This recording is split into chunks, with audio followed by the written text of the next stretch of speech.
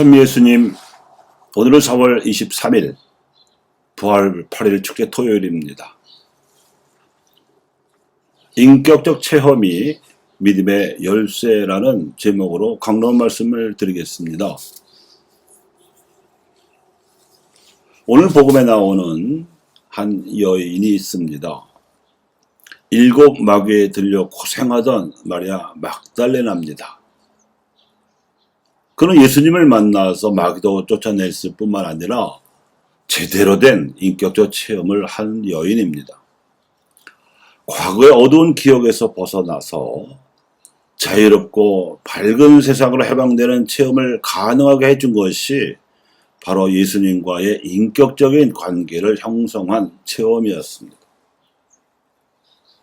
그래서 마리아는 예수님의 가르침을 줄곧 따라다니며 잘 들었고 기회가 되는 대로 시중도 들어드렸으며 결국 십자가 죽음의 마지막 순간까지도 성모 마리아와 함께 지켜드렸습니다.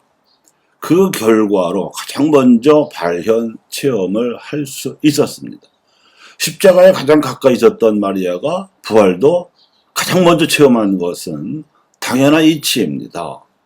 십자가와의 거리가 부활과의 거리를 결정하기 때문이지요. 평소에 십자가와 거리가 멀면 부활도 멀 수밖에 없습니다. 그런데 예수 부활 소식을 마리아로부터 전해받은 제자들이 믿지 않은 겁니다. 엠마오로 가던 길에서 부활하신 예수님을 만났다는 동료들의 말도 믿지 않았습니다. 그들의 이 불신과 완고함은 결국 다시 한번 부활하신 예수님께서 그 제자들에게 나타나셔서 그들에게도 인격적 체험을 하게 해주시자 그들도 별 수 없이 부활을 믿게 되고 사도로 거듭났습니다. 그리하여 사도가 된 제자들은 더 이상 유다교의 박해를 겁내지 않았습니다. 오히려 하느님의 말씀을 듣는 것보다 여러분의 말을 듣는 것이 하느님 앞에 옳은 일인지 여러분 스스로 판단하십시오. 이렇게 말하면서 예수님보다 더 당당하게 나왔습니다. 예수님은 유다인들의 대표격인 대사제들 앞에서 재판받으실 때 아무 말씀도 안 하셨지 않습니까? 이러한 자신감과 자존감은 그들의 제자 시절에 마리아 막달레나가 겪은 것과 같은 인격적 체험을 했던 덕분이라고 할 수 있습니다. 예수님을 안다는 거죠. 이 체험이 사랑의 체험이요 진리의 체험입니다. 절실하고 절박하며 용기를 내게 만들어준 정신적 에너지와 신앙의 기운이라고 할 수도 있겠습니다. 부활하신 그리스도께서 세상을 새롭게 하시는 방식은 먼저 그리스도인들을 새롭게 변화시키시는 겁니다. 그리고 그리스도인들이 새롭게 변화되는 방법은 그리스도를 인격적으로 만나는 것입니다. 그것이 바로 성사생활입니다. 미사 봉헌은 말씀으로도 성체 성사로도 그리스도를 만날 수 있는 귀한 자리입니다. 우리를 괴롭히고 있는 마귀들이 있다면 이 성사로 쫓아낼 수 있습니다. 우리를 지배하고 있는 불신이 있다면 이 성사로 몰아낼 수 있습니다. 우리를 가두어 놓고 있는 완고함도 사라지게 할 수 있습니다.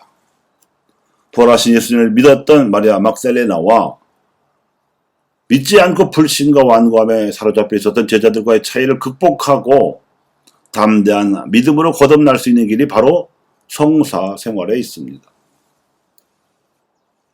교회는 성령의 이끄심에 힘입어 이 불신과 완고함에서 벗어날 수 있는 종교적 장치를 마련했으니 그것이 성사입니다. 성사의 연원은 예수님께서 추후의 만찬에서 제정하신 성찬례이고 교회는 이를 성체 성사로 부릅니다. 그리고 이를 준비할 수 있는 세례 및 견진 성사와 고해 성사를 제정했고 이를 사목적으로 활용할 수 있는 병자 성사를 마련했으며 이를 주관할 수 있는 사제를 선발하는 성품 성사와 함께 가정을 이루는 신자들을 위한 혼인 성사까지 마련하였습니다.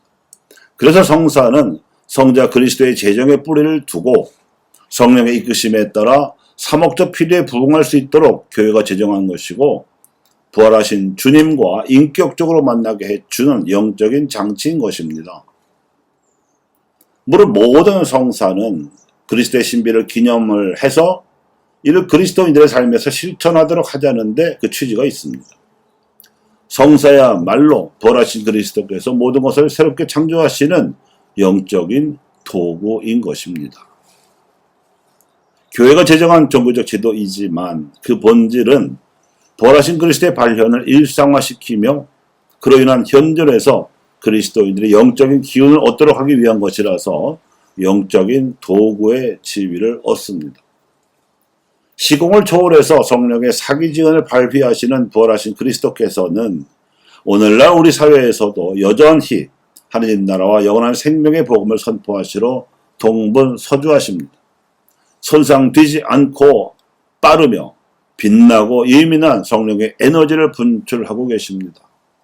이를 끓는 물에 비유하자면 99도에 해당합니다. 하지만 상온에서 물은 나머지 1도를 더 가열해서 100도가 되어야만 비로소 끓게 됩니다. 이 1도에 해당하는 것이 우리의 깨달음과 노력입니다. 은총은 언제나 기다리고 있는 상수이며 변수는 오직 우리의 몫에 달려있다는 뜻입니다. 우리의 현실에서 당면한 문제를 해결하고 풀기 위해서 집중해야 하는 것은 상수인 그리스도의 은총을 깨닫는 일과 변수인 우리의 노력에 마음을 다하고 힘을 다하는 것입니다. 그래서 믿음의 본질은 인식과 실천의 배합이라고 할 수 있습니다. 만약 마리아 막달레나가 부활 소식을 가지고 제자들을 찾아갔을 때 부활하신 그리스도의 소식이 거짓이었거나 또는 제자들이 사도가 될 의지가 전혀 없었더라면 그들의 믿음은 성립하지 않았을 것입니다. 믿었던 마리아의 막달레나의 증언을 받아들여 같은 믿음을 지니게 된 제자들은 사도로 거듭났고 그들의 사도적 활동으로 새하늘과 새 땅이 펼쳐지기 시작했습니다. 교우 여러분, 성사생활에서 그리스도와 만나는 인격적 체험을 소중히 가꾸시기 바랍니다.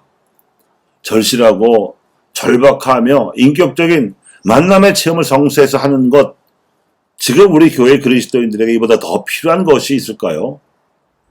감사합니다.